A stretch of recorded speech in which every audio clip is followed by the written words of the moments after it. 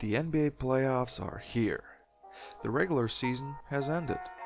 We had some great stories at the end of the season with both Dirk Nowitzki and Dwayne Wade retiring. Many surprises, disappointments, but the real ball starts now. Only 16 best teams are left battling for the NBA championship. A lot of interesting pairs. Could there be any surprises? Hey guys, Purple Branch here, hope you're doing awesome. And now, let's look at the playoff bracket and make some first round predictions. Let's start with the Eastern Conference. We have some interesting matchups here, but the winner of the first one should be pretty clear. The Milwaukee Bucks meet the Detroit Pistons. Milwaukee has the best record in the league, and was the only team in the league to crack 60 wins, while Detroit barely made the playoffs on the last game of the season by beating the 17-win New York Knicks. The Bucks are obviously the clear favorite here. Additionally, Blake Griffin is banged up. During the regular season, Milwaukee won all 4 matchups pretty convincingly, with only one game being a win of less than 5 points. Both teams have great coaches, but Milwaukee beats up Detroit pretty badly when it comes to talent. Milwaukee possibly has this year's MVP in Giannis Antetokounmpo, floor spacing, rim protectors, and all around a very good team, while the Pistons have Blake Griffin and Andre Drummond. And that's it. Talent-wise, it's not a fair matchup, and I'm sure it will show in the box scores as well. This is a possible sweep, but out of respect to Dwayne Casey, I'll give Detroit one game at home. But it has to be Game 3, because if they lose Game 3, it will be a sweep. Prediction: Milwaukee wins 4-1 and moves on pretty easily. For the second matchup, we have the second-seeded Toronto Raptors against the 7th-seeded Orlando Magic. First of all, let me congratulate the Orlando Magic for finally making the playoffs again. They've shown a great team and competitive spirit. Just 10 games before the end of the regular season, they were on the outside looking in, but made it way up to the 7th seed. Congrats to them. Unfortunately, this is where it ends though. Toronto is just better. Their regular season matchups don't suggest that, as in 4 games they played against each other, each team managed to get 2 wins. But when it comes to the playoffs, Orlando is just so inexperienced. I think only the biggest Magic fans can see this series end with Orlando winning. Toronto just has better players. They have the playoff experience, they have veterans, most improved player of 2019, a good point guard in Kyle Lowry, Kawhi Leonard, and no LeBron to keep them away from getting to the finals. Orlando, on the other hand, has some good talent as well, and they have an all-star in Nick Vucevic, who's playing the best ball of his life. In the end though, this is just too similar to the Milwaukee-Detroit series, where the higher-seeded team just overwhelms with talent. This could be a sweep, but I'll give Orlando one game at home.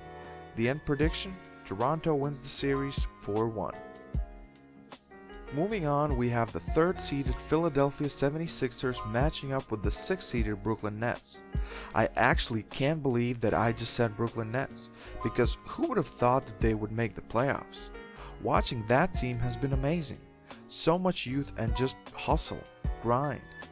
The team doesn't have the best players, but somehow they mesh well together and they play hard.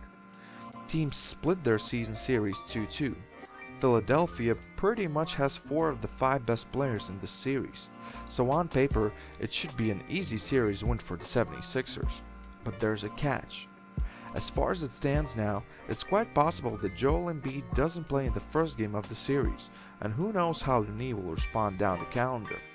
If Brooklyn somehow manages to steal that first game from the 76ers, this could turn out to be a long series. In the end, I think the games are tough, close, but Philadelphia prevails. They close the series on the road, 76ers win the series 4-2. And as our last Eastern Conference matchup, we have the 4th-seeded Boston Celtics versus the 5th-seeded Indiana Pacers. Indiana Pacers have been a great Cinderella story. They lost their best player to an injury early, but with a proper coaching and great team play, they managed to remain in the 5th seed by the season's end. Miles Turner has been an awesome defender, and everyone else has been stepping up when needed. Boston, on the other hand, although a higher seed, feels like a disappointment team.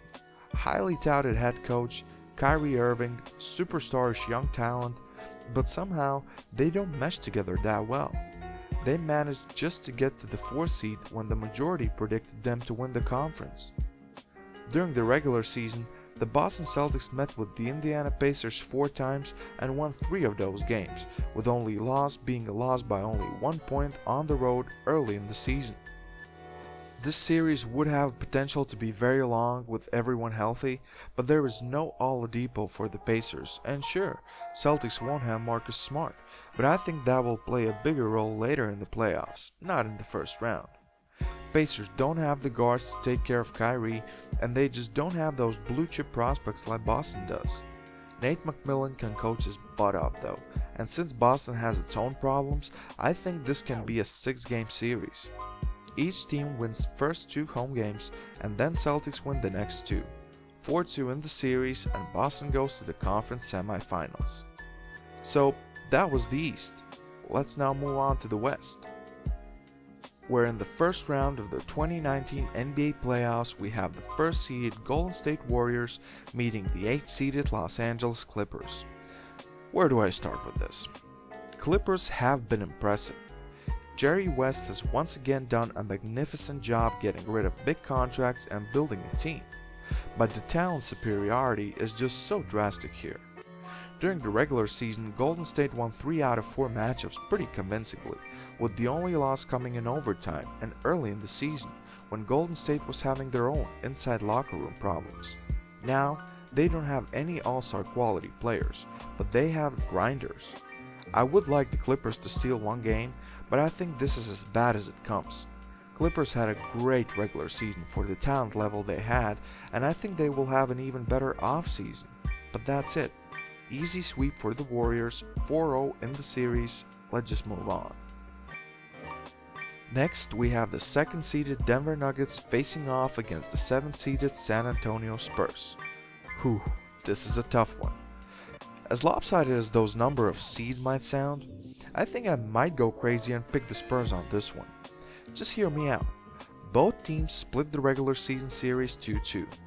Greg Popovich has so much experience on Mike Malone and the whole Denver Nuggets team. Only Paul Millsap has experienced some playoffs, while for the Spurs it feels like they have been in the playoffs forever. I know that the Spurs don't have their trio of Manu Ginobili, Tim Duncan and Tony Parker anymore, and I understand that Denver is very talented and a great young and up-and-coming team.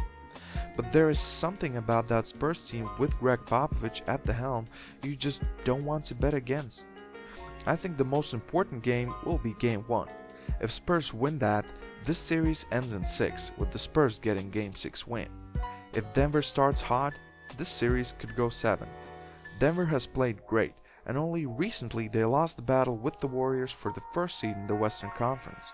But Spurs are not easy to play against, no matter what seed they are. I think Popovich gets this. 4-2, Spurs win. Next we have the 3rd-seeded Portland Trail Blazers against the 6th-seeded Oklahoma City Thunder. The seeds don't tell the story here. First of all, Portland lost all 4 of their games against the Thunder during the regular season, so we know that they don't have the OKC's number. Secondly, Portland has been battling with injuries. CJ McCollum is banged up. Yusuf Nurkic broke his leg a couple of weeks before the playoffs, and the injury bug has struck them Blazers again. Feels like they never can catch a break, which is a shame because Dame Lillard deserves better. I think this series has a real potential to be a sweeper, and I think it is. 4-0, OKC wins and moves on to the 2nd round. And last but not the least, we have the 4th-seeded Houston Rockets against the 5th-seeded Utah Jazz. This one could be hell for Houston. Both teams split the regular season series 2-2, and I think the playoffs can go even as well. Utah has a great home court, and they actually cover one of Houston's advantages of getting to the rim with a great rim protector in Rudy Gobert.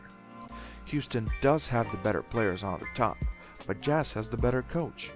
And we've seen Harden go cold in like every playoffs he's been in, so who knows? It will be the 2nd playoffs for Donovan Mitchell, so maybe he will be better. This has potential to be a long series, just because I can see Houston's offense struggling to score on that Jazz defense. In the end, I think this goes 6 or 7 games, but as I have to make prediction right now, I say it goes 7 games with Houston winning Game 7 at home, 4-3 in the series. So that's it, guys. These are my predictions for the first round of the 2019 NBA playoffs. Do you agree with them? Make your own predictions in the comments. If you didn't love my predictions but enjoyed my voice, please drop a like on this video. You probably haven't seen a bunch of videos on my channel yet, so go check them out right now.